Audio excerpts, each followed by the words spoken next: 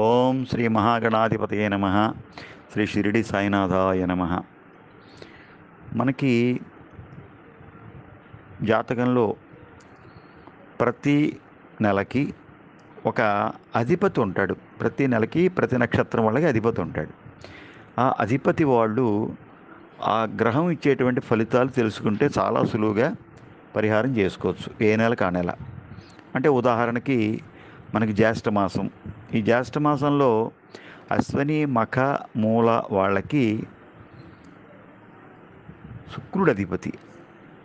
భరణి పుబ్బ పూర్వాషాఢ వాళ్ళకి రవి అధిపతి. కృత్తిక ఉత్తరాషాఢ వాళ్ళకి రాహు అధిపతి. రోహిణి హస్త శ్రవణం వాళ్ళకి కేతు అధిపతి. మృగశిర చిత్త ధనిష్ట వాళ్ళకి శనిధిపతి. ఆరుద్ర స్వాతి శతభిషం వాళ్ళకి కుజుడు అధిపతి. పునర్వసు విశాఖ పూర్వభాద్ర వాళ్ళకి బుధుడు అధిపతి. పుష్యమి అనురాధ ఉత్తరాభాద్ర వాళ్ళకి గురుడు అధిపతి. ఆశ్లేష జ్యేష్ఠ రేవతి వాళ్ళకి చంద్రుడు అధిపతి. వాళ్ళకి ఏ అధిపతి అయితే వాళ్ళకి ఆ నెలంతా ఎటువంటి జాతకం ఉంటుంది, ఒక రకంగా చెప్పాలంటే మాస ఫలితం అని కూడా చెప్పచ్చు.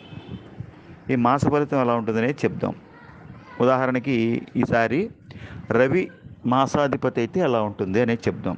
రవి మాసాధిపతి కనుక అయినట్లయితే ఆ జాతకులకి, అంటే ఇప్పుడు ఇంచుమించుగా భరణి పుబ్బ పూర్వాషాఢ నక్షత్ర జాతకులకి ఈ జ్యేష్ఠ మాసం అంతా, ఈ నెలంతా ఎలా ఉంటుందంటే పై అధికారుల ఒత్తిడి ఎక్కువ ఉంటుంది. ఉద్యోగం చేసేవాళ్ళు ఉన్నారనుకోండి, వీళ్ళు ఎంత పని చేసినా పైవాడిని సాటిస్ఫై చేయలేరు.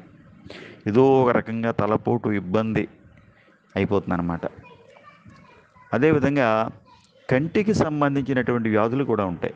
కొంచెం వయసులో పెద్దవాళ్ళు కానీ ఇంకొకళ్ళు కానీ ఉన్నట్లయితే వీళ్ళకి కంటికి సంబంధించినటువంటి సమస్యలు రావడం, లేదా కళ్ళమ్మడి నీళ్లు కారడం, కంట్లో ఏదైనా తాగలడం, ఇటువంటివన్నీ కూడా ఉంటాయి. అలాగే ఆరోగ్యం కూడా అంతంత మాత్రంగా ఉంటుంది. ఎప్పుడు కూడా కొంతమందికి అయితే తలపోటు, విపరీతమైన తలపోటు వస్తూనే ఉంటుంది. ఆ తలపోటుకి ఏంటనేది తెలియదు. కొంతమంది కళ్ళజోడు వేయించుకుంటారు, డాక్టర్ని కలిసే వాళ్ళు ఉంటారు, కలవని వాళ్ళు ఉంటారు, రకరకాలుగా ఏదో ఒక రకంగా అనమాట. అలాగే అనవసరమైనటువంటి ప్రయాణాలన్నీ తగులుతాయి అన్నమాట. ఎంతో కష్టపడి ఈ ప్రయాణం వల్ల చాలా లాభం ఉంటుంది అనుకుంటాడు, డబ్బంతా ఖర్చు పెడతాడు, ఉండదు. ఆఖరికి విపరీతమైన శారీరక శ్రమ, విపరీతంగా కష్టపడతాడనమాట. ఏ పని మొదలెట్టినప్పటికీ కూడా అది పూర్తి కాదు. అధికారులతో చిక్కులు, మన పై వాళ్ళతోటి, ఆఖరికి షాపుల వాళ్ళు, షాప్స్ అండ్ ఎస్టాబ్లిష్మెంట్స్ ఇవన్నీ ఉన్నవాళ్ళు కూడా ఎవరు వస్తారు ఏమంటారో అనో భయం అనమాట. బంధువర్గం వారితో కూడా పడదు.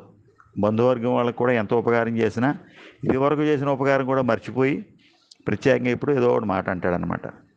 అకారణ కలహాలు.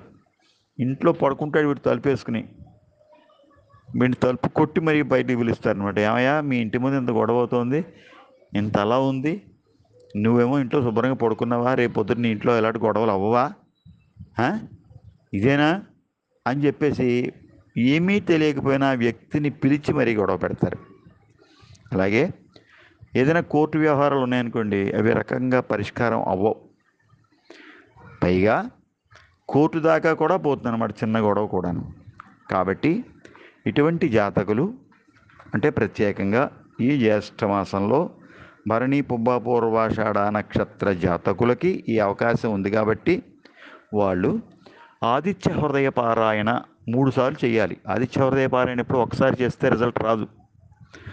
త్రిరాచమ్య శుచిర్భూత్వా ధనురాధాయ వీర్యవాన్ అన్నాడు ఆనాడు శ్రీరామచంద్రమూర్తి వారే. 3 సార్లు సంకల్పం చేసి 3 సార్లు చక్కగా ఆదిత్య హృదయ పారాయణ చేసి ధైర్యం పొంది శత్రువుల్ని సంహరించాడు.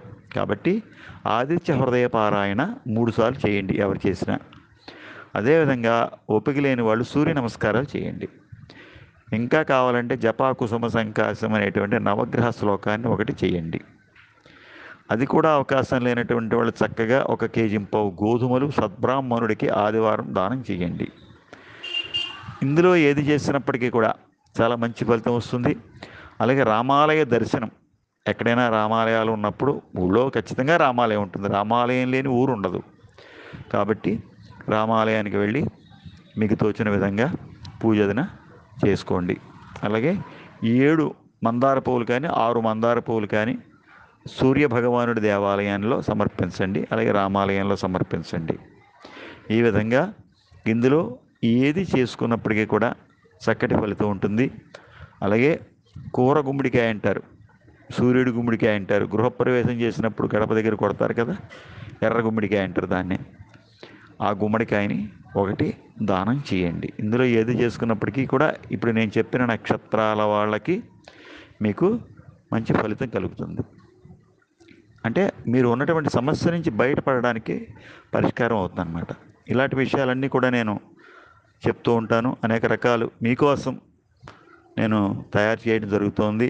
కాబట్టి లైక్ చేయండి, షేర్ చేయండి, సబ్స్క్రైబ్ చేయండి. బిఎల్ఎన్ మూర్తి 9440989496.